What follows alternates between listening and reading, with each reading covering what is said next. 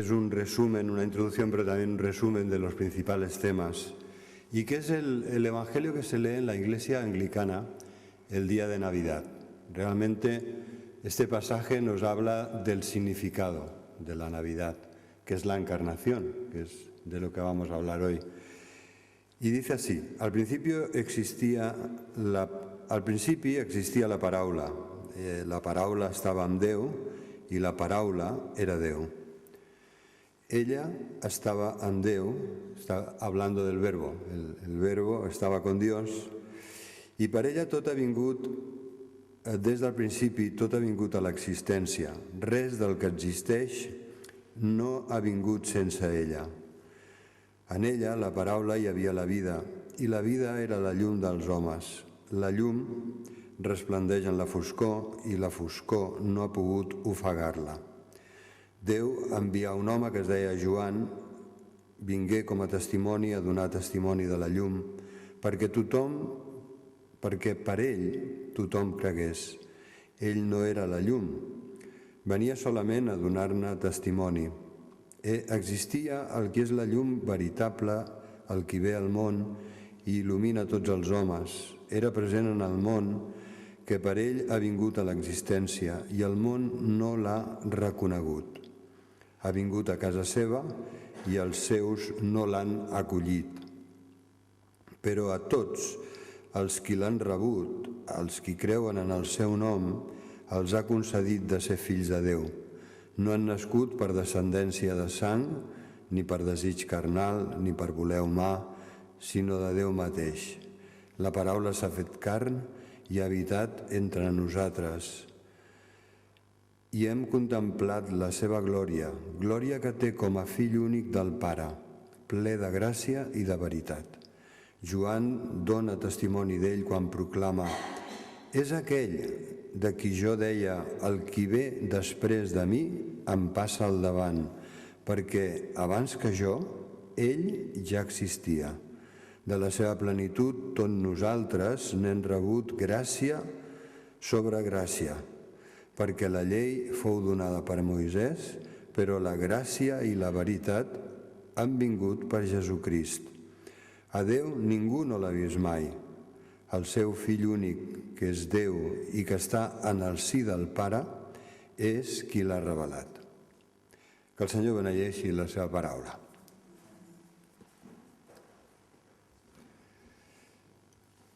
Me gustaría hablaros hoy de la Navidad como encarnación del Dios eterno, porque este es su significado. Podemos, si nos fijamos en lo que explica Mateo y en lo que explica Lucas, vemos lo que sucedió, los acontecimientos, los detalles, cómo fue, por qué fueron de este largo viaje desde Nazaret, desde Galilea, una ciudad en una región más fértil y próspera. Tuvieron que hacer un largo viaje por un terreno muchas veces desértico, montañoso, escabroso, hasta llegar a Belén, que estaba muy cerca de Jerusalén.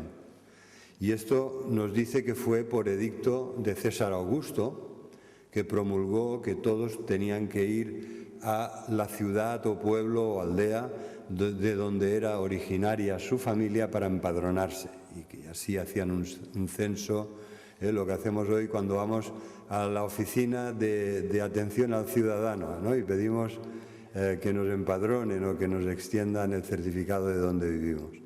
Pues entonces tenemos los detalles históricos de cómo sucedió, de qué pasó, de por qué sucedió lo que sucedió, pero también tenemos el significado espiritual de todo esto. A mí me gustaría hablaros hoy de esta comparación entre lo que sucedió y su significado espiritual, los dos viajes, ¿no? Porque Daniel nos habló el domingo pasado, nos mostró con ese reportaje de las galaxias, ¿no? Del universo en el que vivimos, un universo que no puede contener a Dios, ¿verdad? Dios contiene al universo. Dios es el universo no es infinito, pero Dios sí lo es, no tiene fin, se sale de las categorías en las que nosotros siempre pensamos, que es el espacio y el tiempo. Y Dios resulta que es eterno, en cuanto al tiempo es eterno, está fuera de esa categoría temporal del cronos, que nosotros vivimos nuestra vida con un cronos, un reloj que siempre está funcionando, y Dios no, es eterno.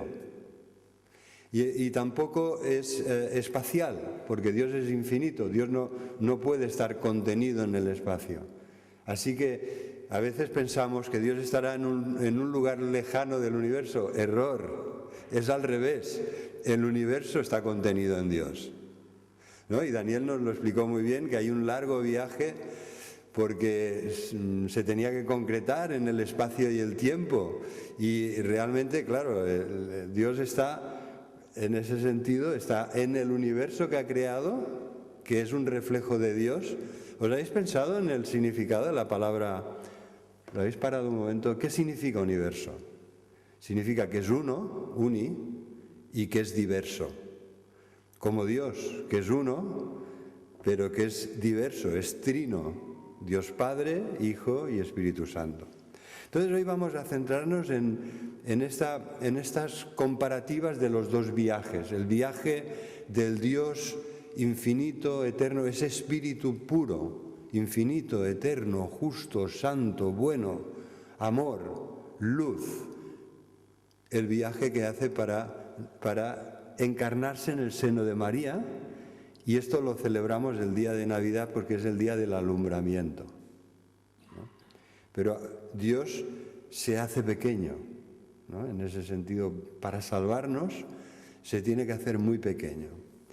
Y comparamos esto con el viaje también complicadísimo de José y María, con María a punto de dar a luz, para ir, nos parece, ¿verdad?, a los hombres del siglo XXI que hacemos largos viajes rápidamente en avión, nos parece un pequeño viaje, pero para ellos no lo fue. Un viaje realmente accidentado, escabroso, duro, con una mujer a punto de dar a luz, subiendo y bajando caminos pedregosos, montañas, valles, con peligro además aunque era el Imperio Romano y había bastante seguridad comparado en otras épocas y otros lugares, pero aún así había peligro de personas, como lo refleja la parábola del buen samaritano, ¿verdad? Había personas maleantes que se dedicaban a atracar a los pobres indefensos que hacían esos largos viajes a pie. Así que me gustaría hablaros de mi propia experiencia de esto, ¿no? Porque no se recomiendan, pensando en María, no se recomiendan viajes largos a las mujeres que están encinta. Está completamente desaconsejado. ¿Por qué? Porque pueden pasar muchas cosas en esos viajes, ¿no? Entonces, en este sentido, os quería explicar un poco los viajes de los embarazos de Eva.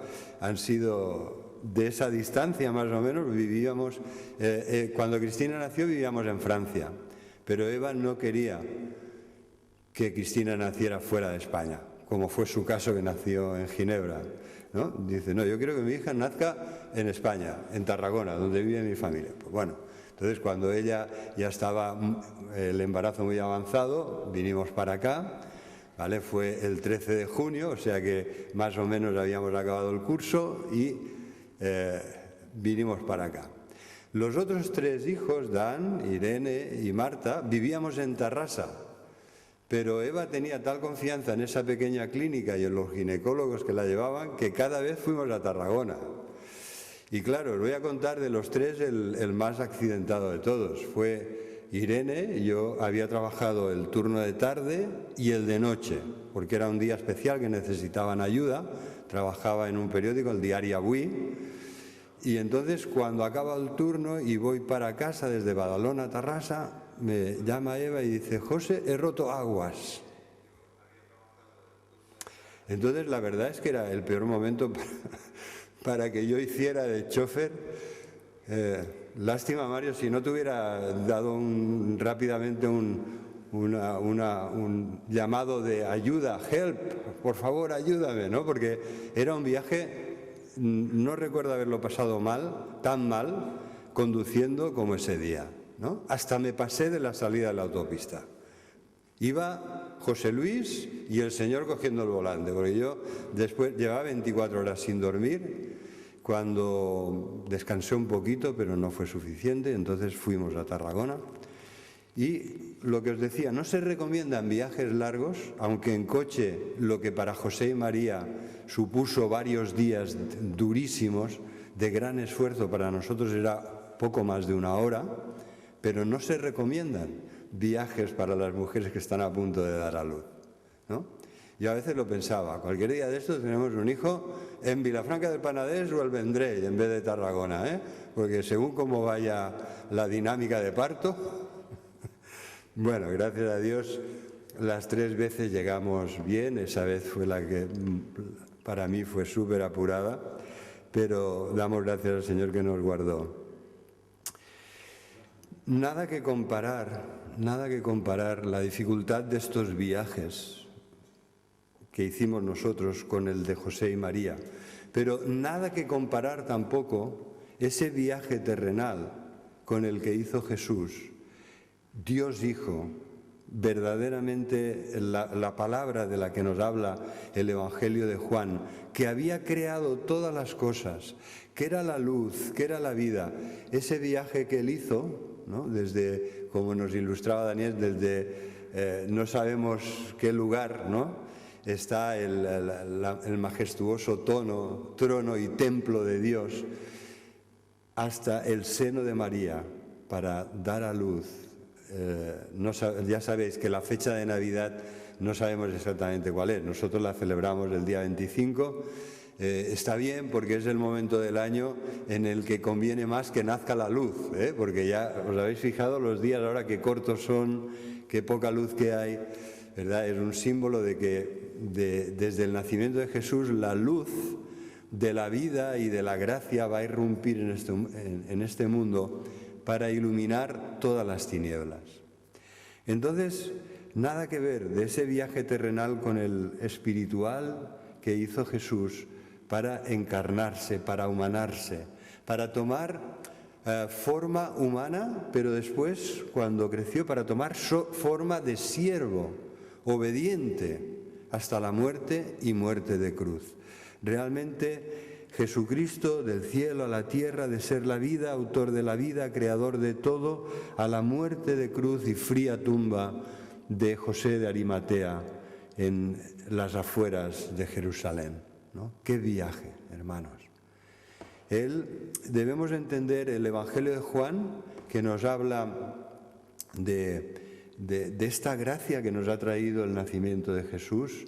Debemos de entenderlo a la luz de lo que dirá unos versículos después, que el Verbo, la palabra de Dios que se ha humanado, que se ha encarnado, que ha tomado cuerpo humano de carne y huesos y sangre, que esa palabra es el Cordero de Dios que quita el pecado del mundo. Es el Cordero que tendrá que morir para quitar, para expiar, para perdonar el pecado del mundo.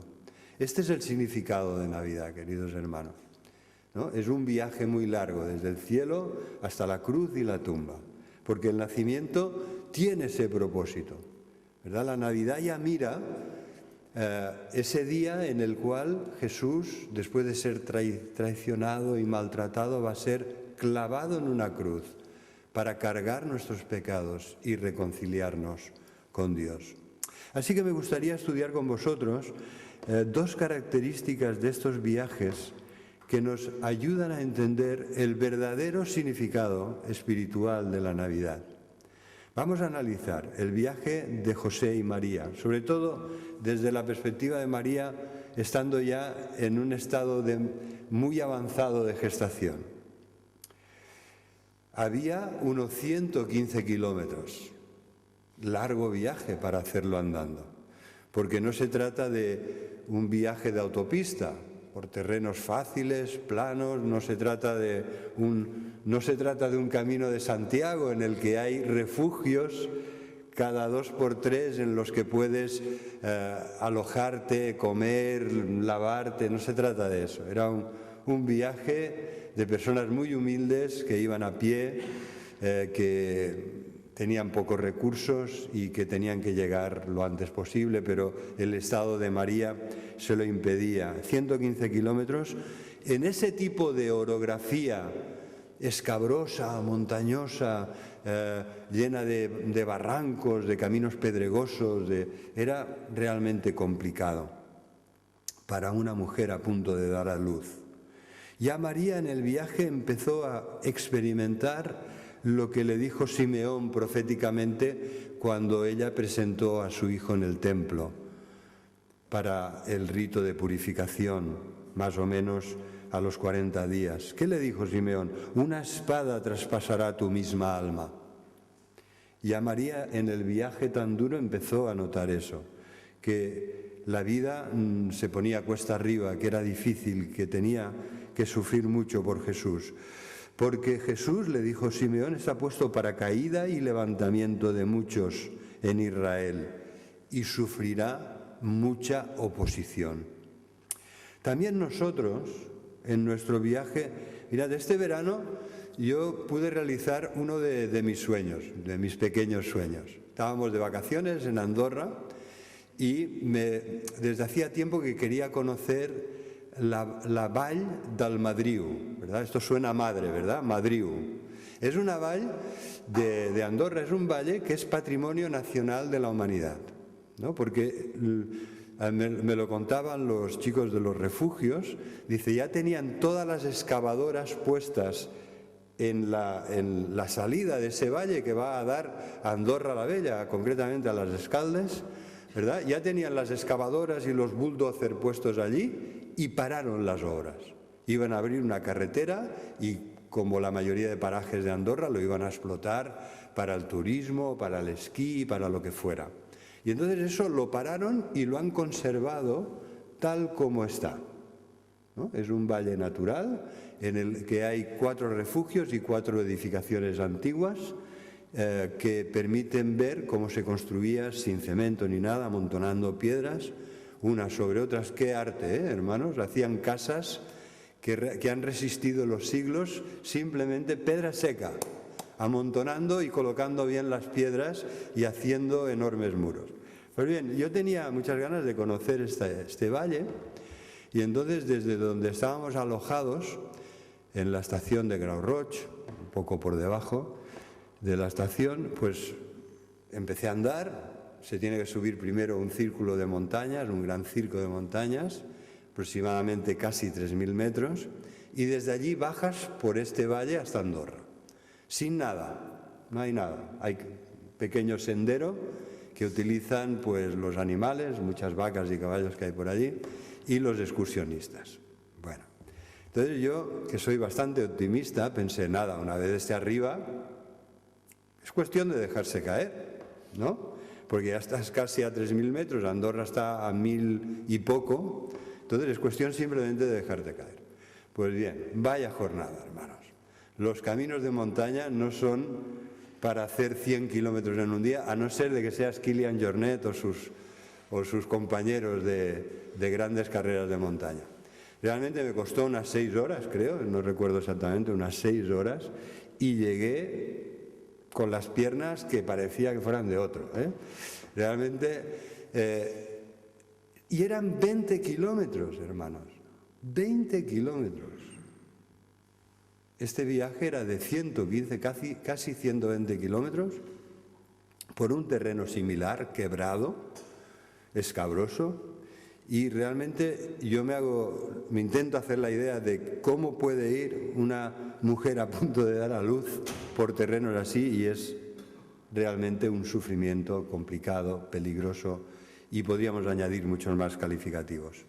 Así que también nosotros, en nuestro viaje aquí en esta tierra, como seguidores de Cristo, vamos a tener dificultades. Somos extranjeros y peregrinos. Así lo dice la palabra de Dios. Extranjeros, porque nuestra ciudadanía verdadera está en Dios, en los cielos, y somos peregrinos. Aquí estamos de tránsito, de paso. Y las jornadas, como por ejemplo el Camino de Santiago, a veces son muy placenteras por terrenos llanos, caminos anchos, despejados, pero a veces tienes que pasar las montañas. Este verano, cuando entrábamos de Francia en España, pasamos por Roncesvalles, lloviendo, y nos daba mucha pena ver a los que hacían la peregrinación de Santiago con sus mochilas, sus chubasqueros, un día realmente frío y lluvioso, y ahí estaban, intentando paso a paso acercarse a su meta, que estaba a cientos de kilómetros de allí. Así que también nosotros, como cristianos, somos extranjeros y peregrinos. A veces es un día maravilloso de sol, de camino radiante, en buena compañía con nuestros hermanos y hermanas, pero a veces realmente se hace cuesta arriba. Y para andar esa jornada hay que sufrir, hay que esforzarse, hay que superar dificultades, hay oposición de los de fuera, ¿verdad? Cuánta incomprensión, hermanos. Yo lo pensaba, realmente si tuviéramos un mensaje tan urgente, ¿verdad? Hay gente que está luchando ahora la batalla del COVID, la batalla de la vacuna o de la antivacuna. Hay personas que están luchando sus propias batallas, la batalla del calentamiento global del planeta Tierra, ¿no? Y que los ves convencidos y luchando por sus ideales. Hermanos, el mensaje que tenemos nosotros es muchísimo más importante, muchísimo más urgente e importante. Es un mensaje de vida o muerte.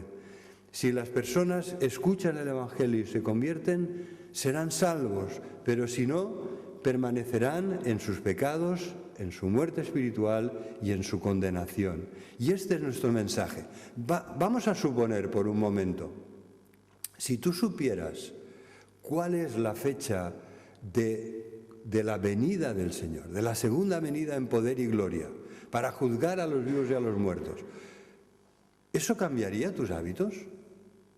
¿Predicaríamos más?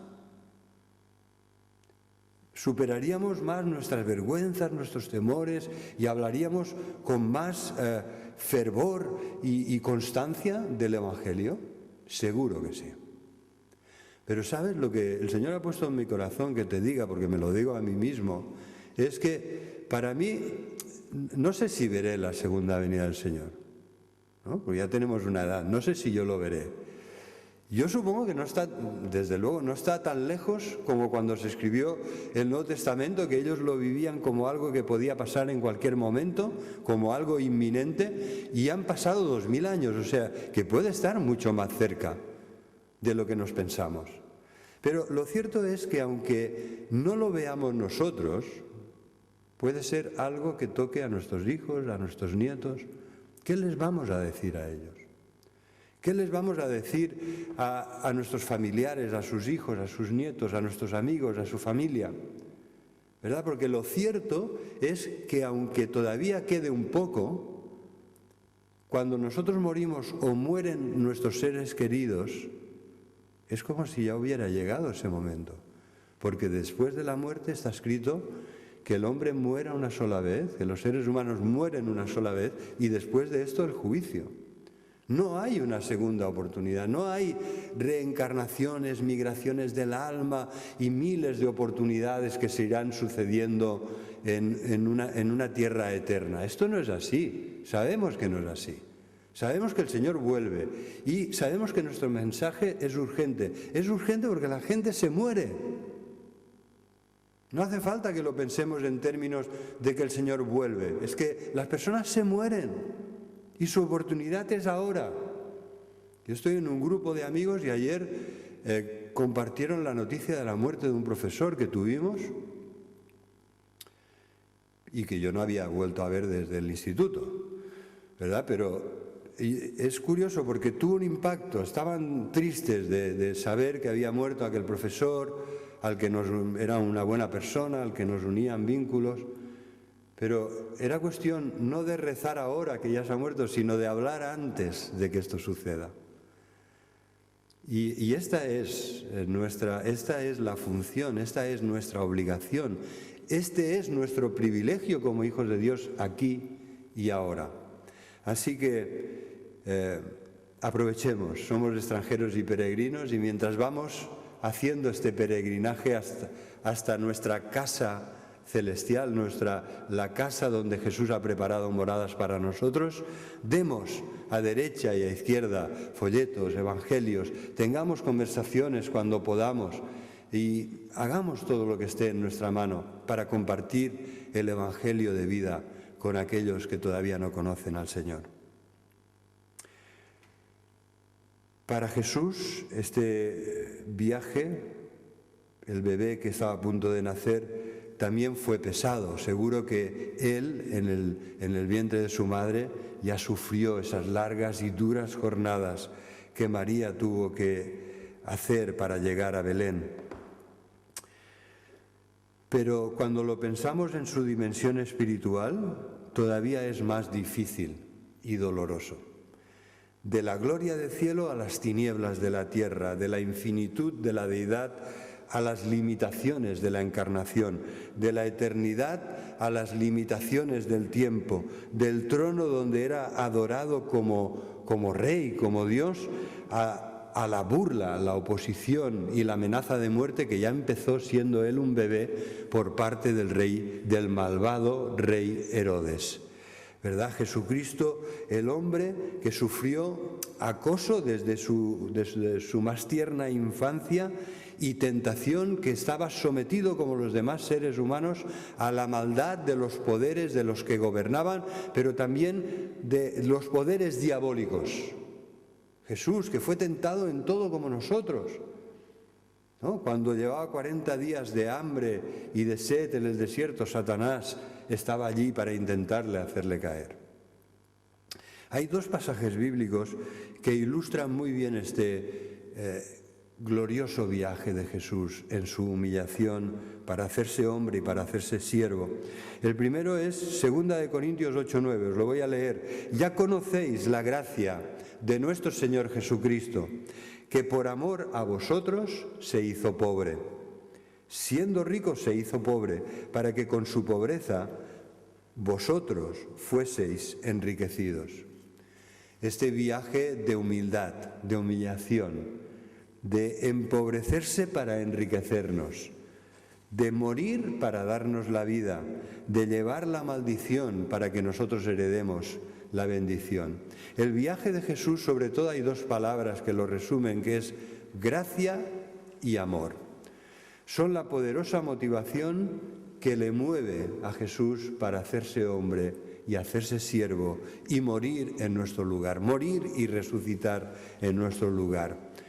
Él recorre la infinita distancia entre la deidad y la encarnación, como os decía, como dice la palabra en Filipenses 2, humillándose a sí mismo, despojándose a sí mismo, dejando la gloria, dejando su forma de existencia divina. No dejó de ser Dios, pero sí dejó la gloria de Dios en la que había vivido toda la eternidad, como la palabra de Dios, como el verbo eterno que creó todas las cosas. Así que tenemos en este texto de Filipenses 2, del 5 al 11, este glorioso viaje de Jesucristo descendiendo más y más, y descendiendo aún más, hasta hacerse hombre, siervo obediente, hasta la muerte y muerte de cruz, hasta la fría tumba en la que reposó esperando la resurrección gloriosa de su cuerpo. Y esto nos lleva a la segunda característica, que ambos viajes tenían propósitos muy definidos, tanto el de José y María para ir a Belén, como el de Jesús para hacerse hombre y salvarnos. Jesús tenía que nacer en Belén, porque el profeta Miqueas lo había dicho, y tú, Belén, no eres la más pequeña entre los príncipes de Judá, porque de ti saldrá un guiador que apacentará a mi pueblo. Es decir, fijaros cómo la providencia de Dios hace que todas las cosas suceden cuando tienen que suceder.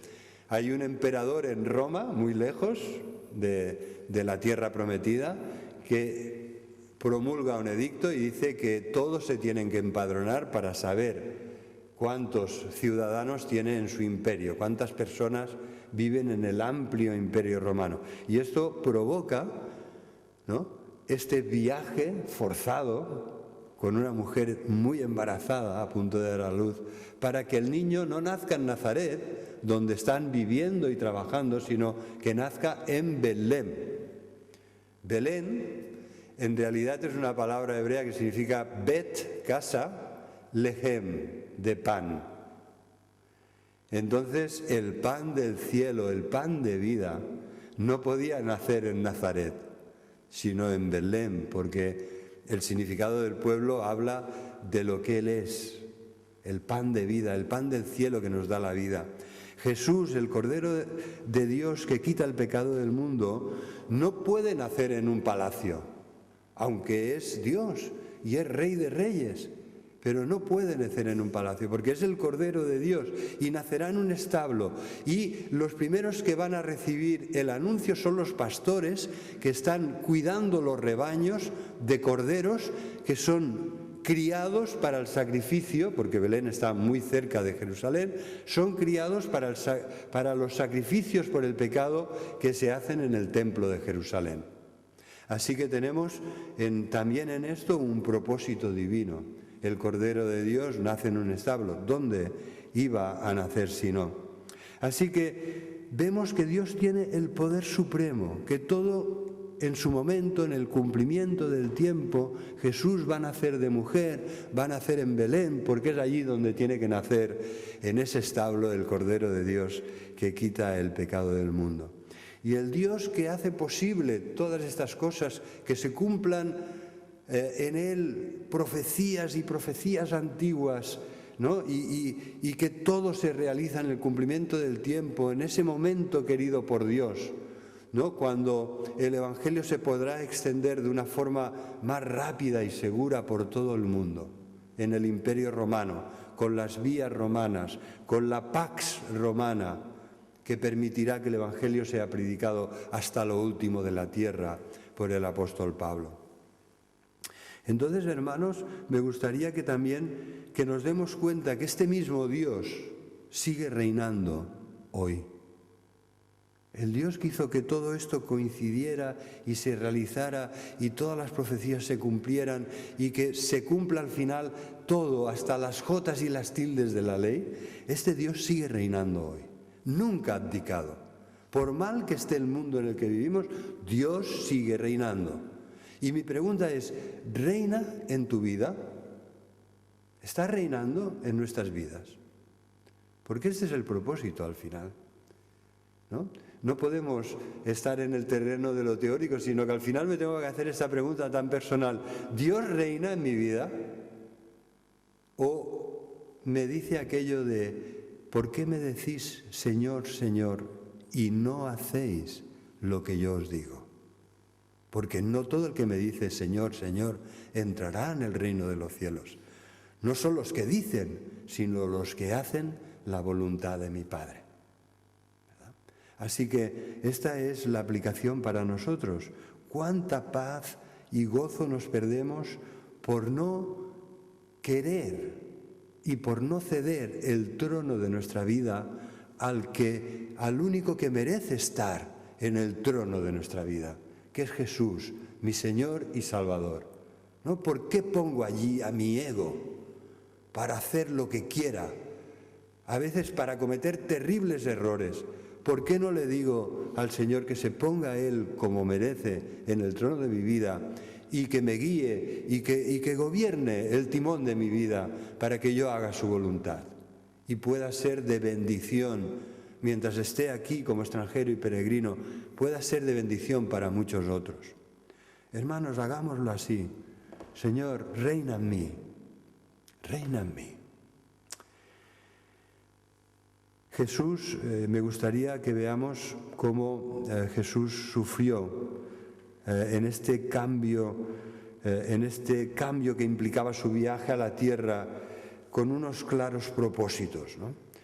¿Cuál era el propósito de Jesús al encarnarse, al hacerse un bebé en el seno de María y ser después un bebé que necesitaba el cuidado, el calor, el alimento de su madre? Pues Él lo hizo por nuestra salvación conforme a la voluntad del Padre, que os ha nacido hoy ¿verdad? Dice el ángel que os ha nacido hoy en la ciudad de David, Belén, un Salvador que es Cristo el Señor. Él venía a salvarnos. Este es el gran propósito. La encarnación de Jesús la debemos leer a la luz de Juan 3:16. De tal manera amó Dios al mundo que nos ha dado a su Hijo, para que todo aquel que en Él crea no se pierda, sino que tenga vida eterna. Este es el gran propósito. Pero también quería ayudarnos, dándonos ejemplo de humildad y de servicio. Venid a mí, todos los que estáis trabajados y cargados, y yo os haré descansar.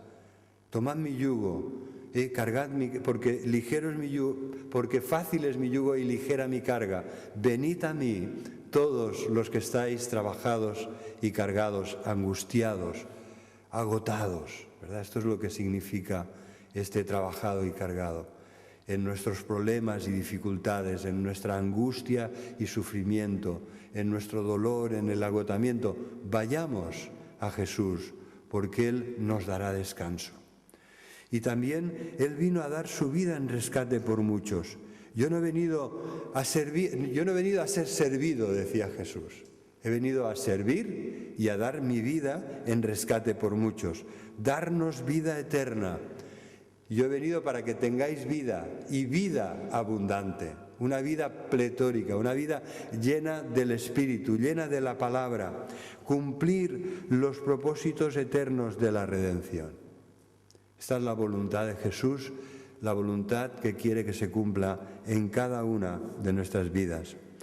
Había un rey, Santiago V de Escocia, que se disfrazaba de campesino. Es histórico, esto es real. Este rey cristiano se disfrazaba de campesino para conocer mejor a los que vivían en su reino. Él quería saber cuáles eran sus problemas, sus necesidades y poder gobernar con sabiduría para el bien del pueblo. ¿Cuánta falta nos hacen estos reyes, verdad? Con los reyes que hay por este mundo y que hemos conocido. Santiago V de Escocia, disfrazado para ser uno más, ¿no? Como aquel programa que el jefe se disfraza y se pone allí a hacer hamburguesas con los demás trabajadores de la multinacional o a limpiar la empresa de limpieza que dirige para saber lo que está pasando de verdad. Pues, ¿qué ha hecho el Señor? El Señor ha hecho mucho más que Santiago V de Escocia, ¿eh? El Señor de la gloria, el Dios eterno, el Rey de Reyes se humanó para vivir como uno de nosotros, dejarnos ejemplo de humildad, de servicio, de amor, de ayuda a los demás. Jesús vivió para los demás. ¿Cómo vivo yo? ¿Cómo vives tú, querida hermana o querido hermano? ¿Vivimos para los demás? Porque al final la humildad consiste a veces no en pensar menos de mí, sino en pensar menos en mí. Ya hay una diferencia, ¿eh? No tienes por qué pensar menos de ti. Eres lo que eres por la gracia de Dios, para la gloria de Dios. Tenemos la dignidad que nos da ser hijos e hijas de Dios. No hemos de pensar menos de nosotros mismos, sino menos en nosotros mismos, para amar y ayudar a los demás. Así que, queridos hermanos, tengamos en cuenta este significado de la Navidad, ¿no? De que Dios ha cumplido sus propósitos para que también sus propósitos se puedan cumplir en nuestra vida. Me gustaría acabar comentando en el Evangelio de Juan, que hemos leído, me gustaría comentar estos versículos preciosos que nos hablan de lo que Dios ha hecho en nuestra vida. Evangelio de Juan, capítulo 1, versículo 11. Vamos a leer el 10 también. En el mundo estaba la palabra que se hizo carne, que se hizo hombre. En el mundo estaba la luz verdadera, la luz de la vida. Y el mundo por él fue hecho, pero el mundo no le conoció. Hermanos, aquí estamos todavía nosotros 2000 años después. Vivimos en un mundo que no le conoce, que no le recibe, que la Navidad es comprar cositas, que la Navidad van a ser grandes comidas, aunque este año las tendremos que hacer con mucha prudencia, porque ya sabéis lo que está pasando, ¿no? Y esto es como entiende la celebración del nacimiento de Jesús en el mundo en el que vivimos. Es un momento comercial buenísimo para las empresas, para que todo se mueva y el dinero corra, y los regalos y las compras, pero el verdadero significado es, seguimos ahí, en lo que dice la palabra de Dios. El mundo que Él creó, siendo Él la luz del mundo, la luz y la vida del mundo, no le reconoció, no le recibió. Pero, versículo 12, a todos los que le recibieron, gloria a Dios, es que nosotros estamos aquí, hermanos, estamos aquí, entre los que le recibieron. Nos hemos dado cuenta de cómo brilla la luz divina en Jesús de Nazaret, en Jesús el que nació en Belén. Y para nosotros estas fiestas tienen un precioso significado, porque un día la luz de la vida, la luz del cielo que bajó a este mundo, también nació en nuestro corazón, iluminó nuestra vida. Así que, hermanos, a todos los que le recibieron, a los que creen en su nombre, les dio potestad de ser hechos hijos de Dios. Son hijos de Dios porque son engendrados por Dios. Por Dios, por su palabra y por su Espíritu. Y nosotros, queridos hermanos, somos aquellos que en vez de rechazarle como este mundo en el que vivimos, le han abierto su vida. Le han recibido con los brazos abiertos, porque oímos que Él llamaba a la puerta de nuestra vida. Y si alguno oye su voz, como dice Apocalipsis 3:20, yo estoy a la puerta y llamo, si alguno oye mi voz, que abra, porque entonces entraré a Él y cenaré con Él y Él conmigo.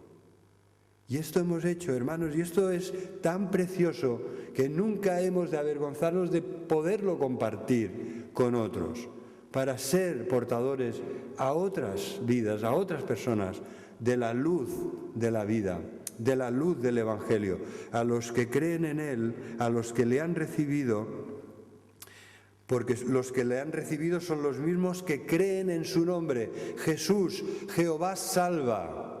El Señor es quien nos salva. Esto es su nombre. Este es el nombre en el que hemos creído. El nombre que es el único nombre que podemos invocar para ser salvos. Porque todo el que invoca el nombre del Señor será salvo. Así que, hermanos, qué privilegio. Jesús nos da este derecho. Nos hace hijos, nos hace herederos.